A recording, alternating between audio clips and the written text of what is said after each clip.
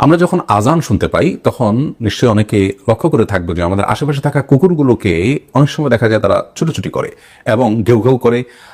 এই যে আজানের সময় কুকুরের দিক বিদিক ছুটে বেড়ানো কিংবা অস্বাভাবিকভাবে ঘেউ ঘেউ করতে থাকা, বিকট আওয়াজ করতে থাকা, কোরআন ও হাদিসের আলোকে এর কোনো রহস্য বা তাৎপর্য আছে কিনা, এই প্রশ্ন উত্তর খুঁজতে গিয়ে সর্বপ্রথম যে হাদিসটি আমাদের মাথায় চলে আসে সেটি বুখারী মুসলিম একযোগে বর্ণনা করেছে এবং নবী করিম সাল্লাল্লাহু আলাইহি ওয়াসাল্লাম ইরশাদ করেছেন, যখন আজান এর আওয়াজ হাঁকা হয়, মুয়াজ্জিন যখন আজান হাঁকেন তখন শয়তান খুব বাজেভাবে পলায়ন করে।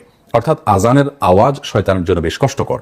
এই কারণে কোনো ব্যক্তি, পরিবার বা স্থাপনায় দুষ্টজিন এবং শয়তানের প্রভাব দেখা দিলে যারা রাকি বা ঝাড়ফুঁক করেন তারা যে সমস্ত আমলগুলো করেন তার মধ্যে থেকে অন্যতম একটি গুরুত্বপূর্ণ আমল হলো আজান হাঁকা। কারণ আজানের আওয়াজ যেহেতু শয়তান সহ্য করতে পারে না, এজন্য আজানের মাধ্যমে শয়তান এবং দুষ্টজিনকে তাড়াবার জন্য তারা চেষ্টা করে থাকেন। এই হাদিস থেকে বোঝা গেল যে শয়তান ছুটোছুটি করে আজানের সময়।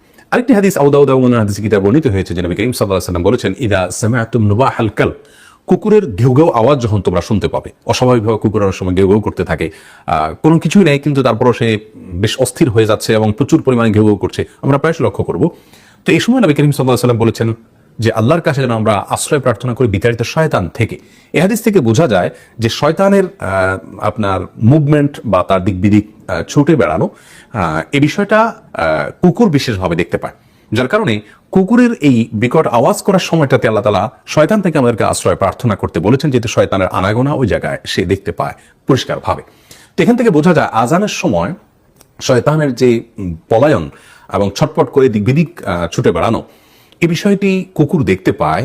সে কারণে কুকুরের মধ্যে একটি বিশেষ পরিবর্তন আমরা দেখতে পাই, সেটি হাদিসেরই আলহামদুলিল্লাহ বাস্তব দৃশ্য হয়তো আমরা দেখতে পাই। বিষয়টিকে আরেকভাবে ব্যাখ্যা করা যায়, আর তা হলো যে সহিহ মুসলিমের হাদিসে নবী করিম সাল্লাল্লাহু আলাইহি সাল্লাম কুকুরকে বরং হাদিসের ভাষ্যে নির্দিষ্ট করে কালো কুকুরকে শয়তান বলে আখ্যায়িত করেছেন। এই হাদিসের ব্যাখ্যায় মুহাদ্দিসিনে কেরামের মন্তব্য হলো, এর মানে এই নয় যে সকল কুকুরই শয়তান, বরং এর দ্বারা বোঝানো হয়েছে যে শয়তান সবচেয়ে বেশি যে প্রাণীর উপর ভর করে বা যে প্রাণীর আকৃতি ধারণ করে ঘুরে বেড়ায় সেটি হলো কুকুর, অর্থাৎ আরো নির্দিষ্ট করে বললে কালো কুকুর। তাহলে একদিক থেকে আমরা হাদিস থেকে জানতে পারলাম যে আজানের সময় শয়তান চটপট করে দিক বিদিক ছুটোছুটি করে এবং পলায়ন করতে থাকে, অপরদিকে শয়তান কুকুরের আকৃতি ধারণ করে। অতএব কুকুরের মধ্যে আজানের সময় যে বিশেষ অস্থিরতা, ভাবলেশ বা বিকট আওয়াজ করা, ছুটোছুটি করার যে প্রভাব আমরা দেখতে পাই, এটি হাদিসেরই হয়তো বাস্তব রূপ বা নমুনা, সেটি দুই ব্যাখ্যার যে কোনোটি হতে পারে। আল্লাহু আ'লাম বিসওয়াব।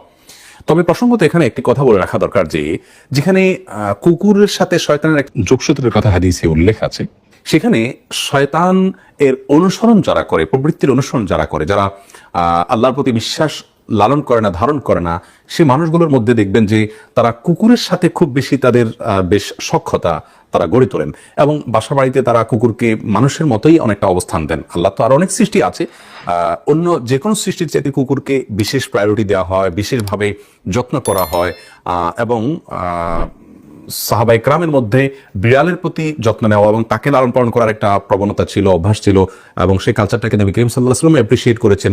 সেটিও আমাদের সমাজে আছে এবং মুসলিম অমুসলিম নির্বিশেষে অনেকেই হয়তো বিড়ালও পালেন, কিন্তু কুকুরের প্রতি যে যত্ন নেওয়া হয় এবং কুকুরকে যে বিশেষ গুরুত্ব দেওয়া হয় সেটা অন্য কোনো প্রাণীর ক্ষেত্রে দেওয়া হয় না। অর্থাৎ হাদিসে যেখানে শয়তানের সাথে যোগসাজশের কথা বলা হয়েছে, সেই শয়তান হয়তো তারই চক্রান্তের অংশ হিসাবে মানুষের ঘরে প্রবেশ করেছে কুকুরের আকৃতি ধারণ করে অথবা কুকুরের উপরে ভর করে। এরকম নানাভাবে আমরা বিষয়টিকে ব্যাখ্যা করতে পারি। কারণ হাদিসে যেটিকে নিষেধ করা হয়েছে সেটা কেন এত বেশি আগ্রহের সাথে অমুসলিমদের মধ্যে করার প্রবণতা দেখা দিবে, যদি দুঃখজনকভাবে মুসলমানদের মধ্যেও অনেকের মধ্যে এটি দেখা যায়। তবে এর মানে এই নয় যে কুকুর এর সাথে শত্রুতা বা বিদ্বেষ লালন করতে হবে, মোটেই তা নয়, বরং কুকুর অন্য 10টা প্রাণীর মতো আমাদের ইহসান এবং আমাদের অনুগ্রহ পাওয়ার উপযুক্ত। কারণ কোন কুকুর এর উপর শয়তান ভর করেছে বা আকৃতি ধারণ করেছে আমরা তো জানি না, এই জন্য আমরা গড়ে প্রত্যেকটা কুকুরকেই আমরা চেষ্টা করব একটা প্রাণী হিসেবে তার প্রতি আমাদের যতটুকু ইহসান করা উচিত ততটুকু যেন আমরা করি।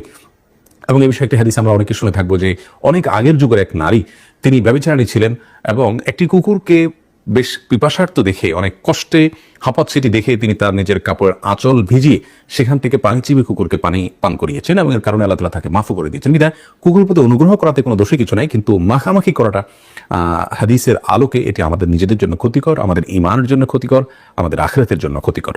আর সেই সাথে আজানের সময় কুকুরের ছুটোছুটি করার বিষয়টি হাদিসের আলোকে একটা রহস্য রয়েছে, সেটি কিছুটা আমরা হয়তো আঁচ করতে পেরেছি। আল্লাহ তাআলা আমাদেরকে বোঝার তৌফিক দান।